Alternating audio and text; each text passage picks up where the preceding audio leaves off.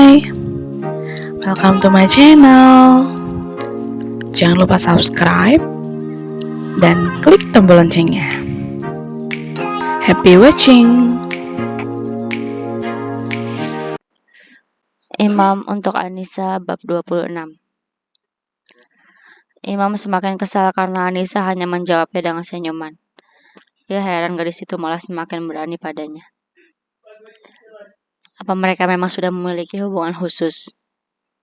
Tapi kenapa bisa semudah itu? Bukankah sebelumnya dia pernah bilang kalau dia cinta sama aku? Batinnya. Hatinya sedang tidak tenang. Alhamdulillah, akhirnya kita bisa makan bertiga lagi. Ucap Lucy saat baru tiba di ruang makan. Mereka sarapan bersama sebelum melakukan aktivitas masing-masing. Nanti kamu berangkat bareng aku aja, Nis. Ucap Imam saat sedang makan. Terima kasih, Pak. Saya bisa sendiri. Jawab Anissa berusaha menolak. Kalau ada yang satu arah, kenapa juga harus sendirian?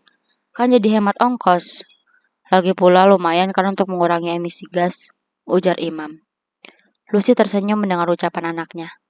Ia tahu bahwa itu hanya modus Imam. Tak lama kemudian terdengar seseorang mengucapkan salam. ART pun membukakan pintu untuk orang itu. Kemudian dia melaporkan pada majikannya. Permisi, Bu. Ada tamu yang mencari Mbak Anissa. Ucapnya. Siapa? Tanya Lucy. Namanya Mas Yusuf. Sahut ART. Oh alah, yaudah sudah masuk aja. Saat Lucy sambil tersenyum. Imam langsung memicingkan matanya ke arah Lucy. Ia kesal karena sikap Lucy seolah selalu mendukung Yusuf. Ibu ini kenapa sih? Apa kurang peka terhadap perasaanku? Batinnya. Assalamualaikum, sapa Yusuf saat berhadapan dengan mereka semua. Waalaikumsalam. Nah, Yusuf sudah sarapan apa belum? Tanya Lucy. Alhamdulillah sudah, Bu, jawab Yusuf. Mau jemput Anissa ya? Tebak Lucy. Iya, maaf jika mengganggu sarapannya, ujar Yusuf. Udah tahu ganggu, masih aja datang. Batin Imam kesal. Enggak kok. Ya udah, silakan duduk. Iya, terima kasih. Yusuf pun duduk di sebelah Anissa. Sejak kehadiran Yusuf, Imam menjadi tidak berselera makan. Ia kesal karena sudah pasti Anissa akan pergi dengan pria itu. Kamu kok ada di sini, Nis? Tanya Yusuf. Iya, Mas. Maaf ya, aku belum sempat pamit. Semalam ada kejadian, jadi aku nggak bisa tinggal di sana lagi. Jelas Anissa. Lagian gadis kayak kamu masa tinggal di mes seperti itu sih? Selain gak aman, tempatnya juga kan gak nyaman. Sindir Imam. Iya, padahal saya sudah sering mengajak Anissa untuk tinggal di rumah saya. Tapi dia selalu menolak, ujar Yusuf. Nis, kalau memang kamu gak bisa tinggal di mes lagi, lebih baik pindah ke rumahku aja daripada merepotkan orang lain di sini, ucap Yusuf. Anda jangan khawatir, kami ini bukan orang lain. Kami sudah seperti keluarga bagi Anissa. Ya kan, Nis? Imam mencari dukungan. Lucy sengaja tidak berkomentar. Dia ingin tahu sejauh mana anaknya akan mempertahankan Anissa.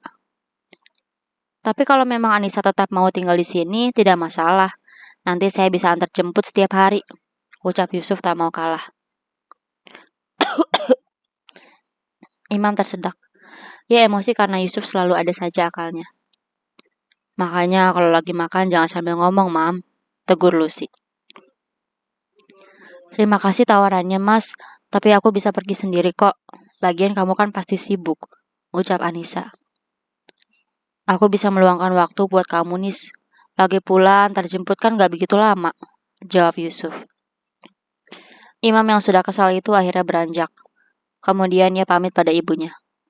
Bu, aku berangkat dulu, ucapnya. Ia bahkan lupa dirinya tadi sempat mengajak Anissa untuk pergi bersama.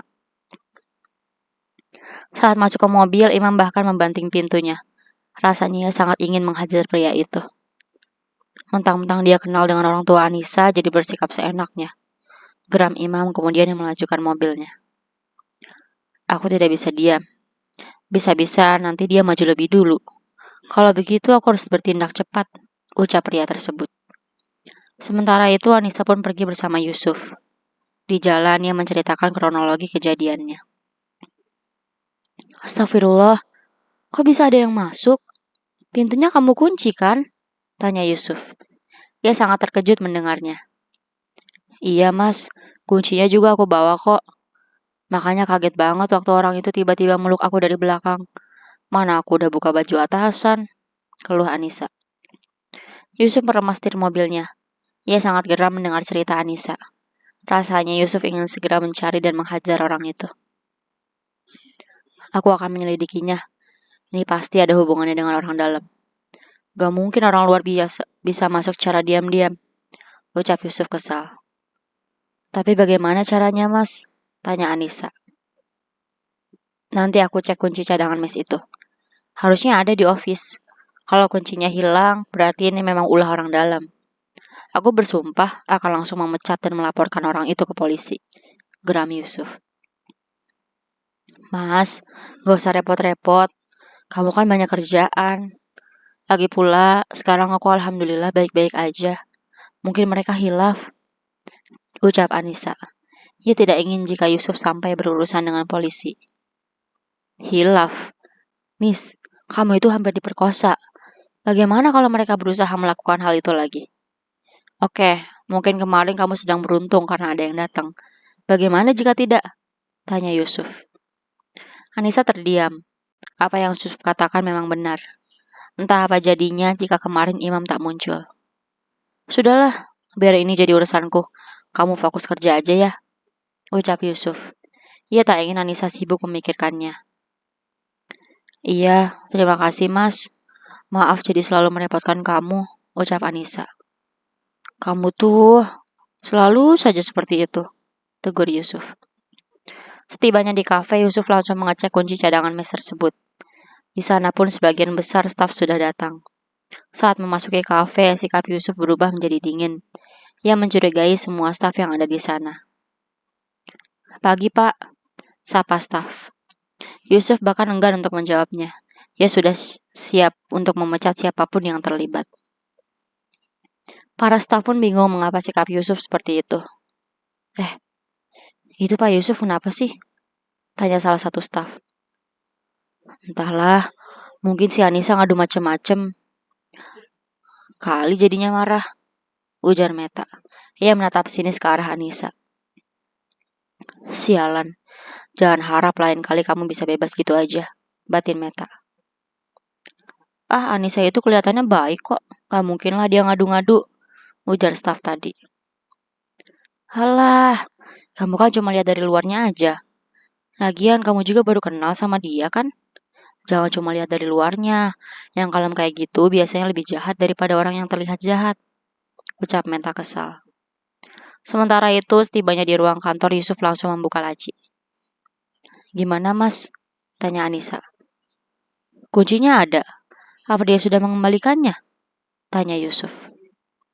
Ia tidak menyentuh kunci itu. Lalu mas mau apa? Tanya Anissa lagi. Pertama aku mau cek CCTV. Setelah itu, aku mau bawa kunci ini ke polisi. Barangkali bisa terlihat sidik jarinya, jawab Yusuf yakin.